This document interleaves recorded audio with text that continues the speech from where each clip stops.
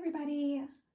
I wanted to review and demo the 6-function handheld shower head.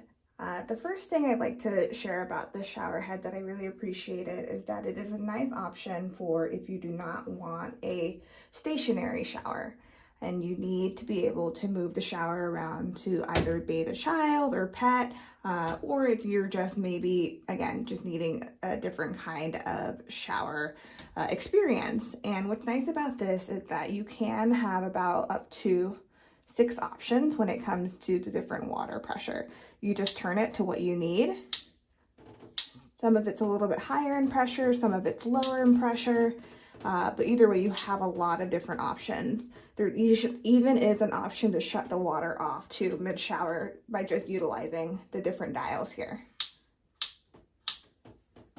And then I'll go ahead and turn it on just so you can see what that looks like.